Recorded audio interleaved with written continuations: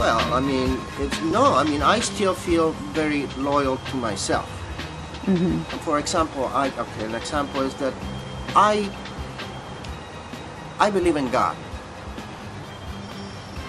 My description of God just happens to not be what everybody else has in their mind when they say God, okay? Okay. So, as a result, I can easily be perceived as a person who has a negative attitude, who doesn't believe in anything beyond. In fact, my entire life and my entire being is based, and I totally believe that the situation is created, that there is something beyond us, beyond me definitely, beyond me and my understanding. But it is not, the conventional thought. Okay, so we're talking diplomacy and honesty, okay? And I explained to you about my feeling about honesty and my experience.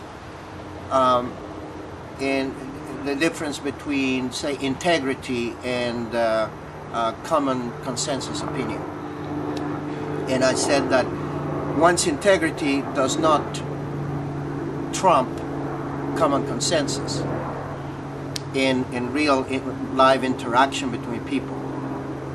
But it is very important for oneself to feel that one is not being dishonest, or at least to know when one is being dishonest.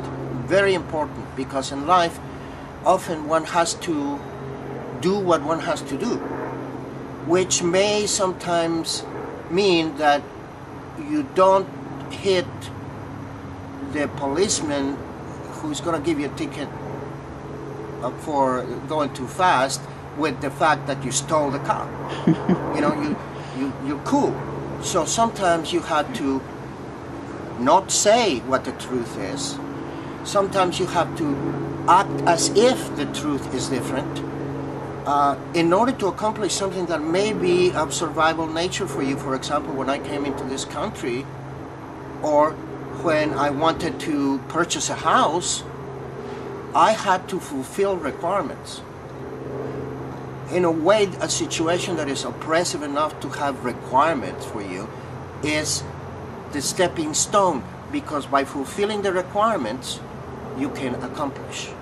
Sometimes the requirements leave a little space, and in that little space you can slip in and you can accomplish what you want, even though consensus opinion and the situation want to prohibit you from doing so.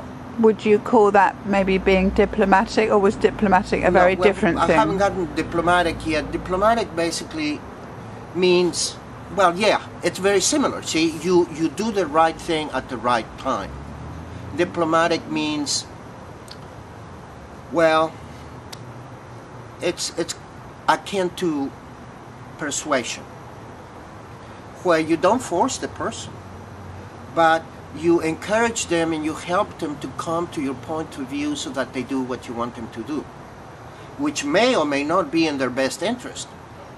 That's a different matter altogether. Okay? So whether it is in their best interest might be more related to honesty. Whereas them doing accomplishing your goal by persuading them, convincing them, bamboozle them into doing what you want them to do is closer to diplomacy. Would you think that's win-win situation? Would that well, be? Well, in fact, the best diplomacy is precisely finding win-win. That is, in fact, the best way to go through life in relationship. Whether it is somebody wanting money from you, like the tax people, or people who anybody who wants something from you, the best way to deal with it is, instead of resisting, instead of contending, instead of confronting, is to find a win-win. Find a win-win. Make it so that they get what they want, you get what you want. It is possible.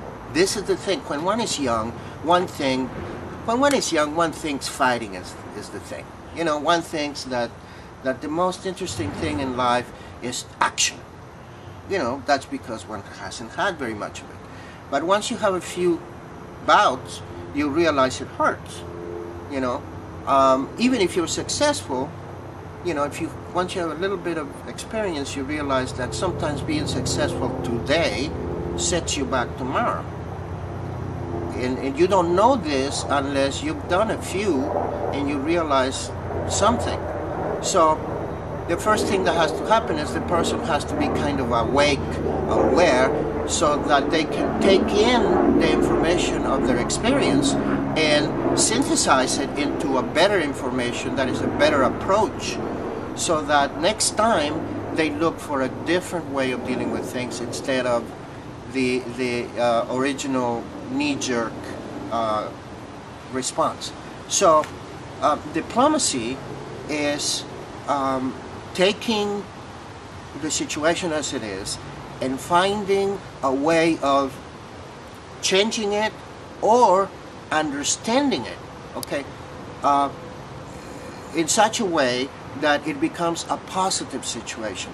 There was in the 60s there was a saying, you know, you would be playing your records, your hi-fi records on your stereo, and there was a phrase that said, "Don't adjust the volume, adjust your head." Mm-hmm. Okay, and the often the situation doesn't have a pleasant solution. In that case, one has to adjust. In any situation, one has to adjust what is adjusted, what is variable.